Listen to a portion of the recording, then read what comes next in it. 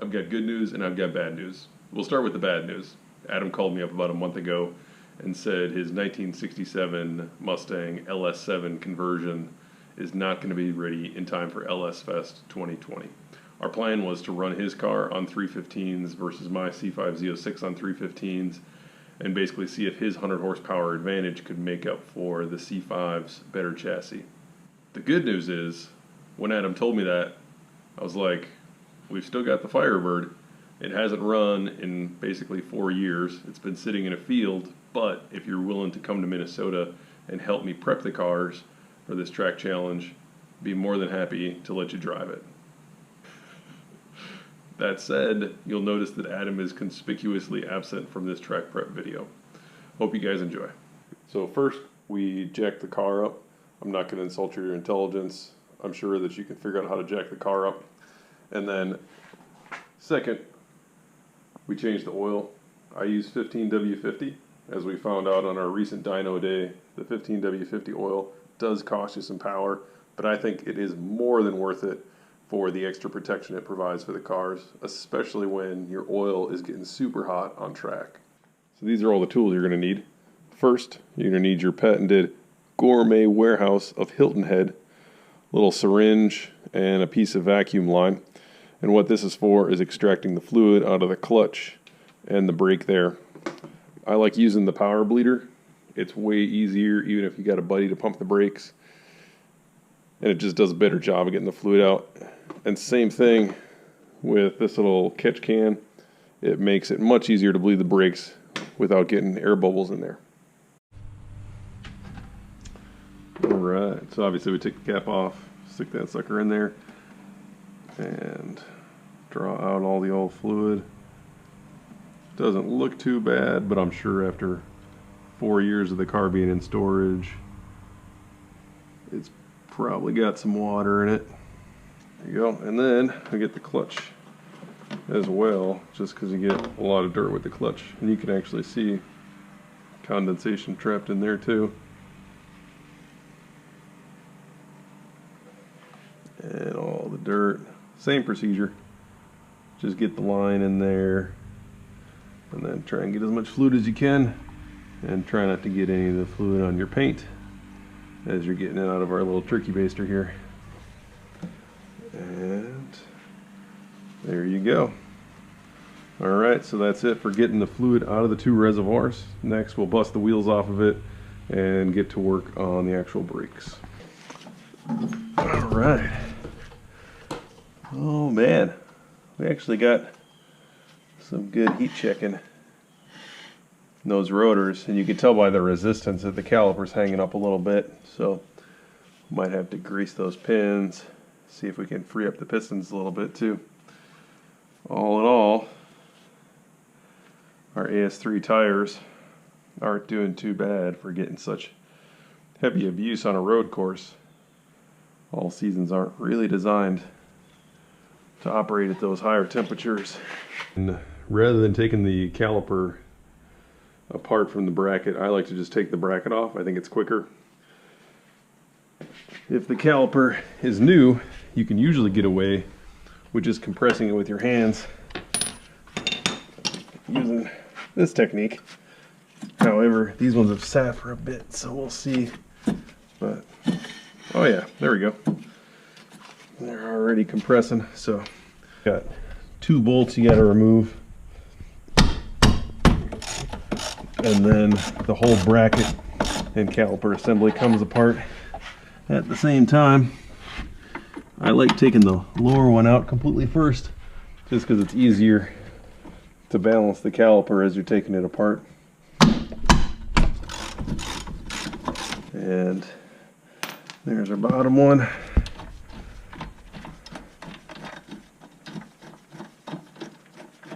There's our top one. And it's hard to believe it, but those calipers are actually red under there. Now, to compress the pistons, first off, you want to make sure that you got room for the fluid in the master cylinder, because you're going to get some extra fluid back up there. You want to take an old pad and then get yourself a nice Chinese C-clamp. And then, like I said, if the caliper's new, this is a pretty easy process. If it's older, they can have a tendency to get hung up.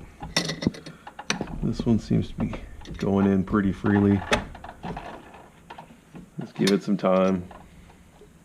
Alright, now for the fun part. Unboxing our brand new Carbotec brake pads. We're going with the XP12s today. Previously ran XP10s. And we'll take a quick look so you can get a good idea of how much pad is left on these XP10s. So there's a good comparison. So I'd say we got through about half the life of the pad. I put these pads on brand new when I was running the car on Trofeo R's.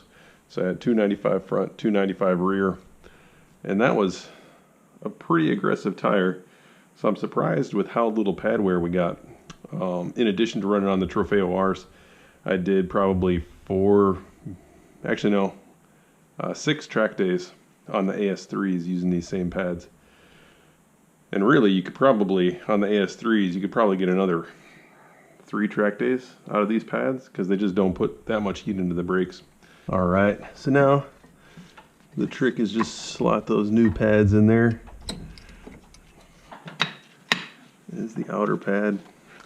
You want to get them as far back as you can, and then kind of wedge them onto the rotor like so. And then, like I said, get that upper bolt back in there. Just finger tight it first. Get the lower bolt back in there. And really, what you just saw is essentially a quick pad change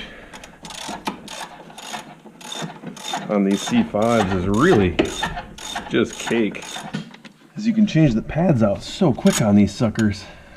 I've done numerous track days where I ended up doing pad changes in between sessions. And as long as you can get the brakes and the hub cooled down enough, it only takes you about 40 minutes to do all 4 corners. Make sure those are good and tight. I swear there was thread locker on there. You guys just probably didn't see it. And then next up, we'll bleed the brakes. And that's pretty much it. And then the hardest part about this process is getting the old burned up nipple off. We got our little cap replacement here. And the only catch to this is you don't want to over pressurize it because then it'll pop off and spray brake fluid everywhere. So that's pretty much it. Just attach it and then pump this guy up. And what that does is it essentially simulates somebody in there on the brakes for you. And then we got positive pressure up top. I'll just open this guy up and you can see all that old bad fluid coming out. And we'll leave that guy cracked and just keep a little bit of pressure going up here. Keep that fluid moving through. Once you got all the fluid out of there that you want, just cinch that guy back down, and then as you're taking it off, make sure you pinch it off so that you get all the fluid caught in there, and then hold it up so that you get all the fluid back in the bottle, and then pop that sucker back on there. And man, that is the easiest brake job compared to the old ones I used to do with my uncle, where you're just open it and fluid is spraying everywhere and you're trying to catch it with a drip pan. You get brake fluid on everything. This is just the sweetest setup. And that's pretty much it. We're just going to repeat that process on all 4 corners, and then she is ready to rock and roll for another track day. Anyways, I hope you guys will follow along. We've got a dyno video coming where we dyno these 3 and also my buddy Tom's VMP supercharged 5.0, and then Adam and I will also be doing some videos of the LS Fest, which the Firebird actually won in 2016, and this is the first time it'll see track work since it won in 2016, other than Adam's brief shakedown run at a local sort of autocross track. We hope you guys will subscribe and follow along, and thanks for watching.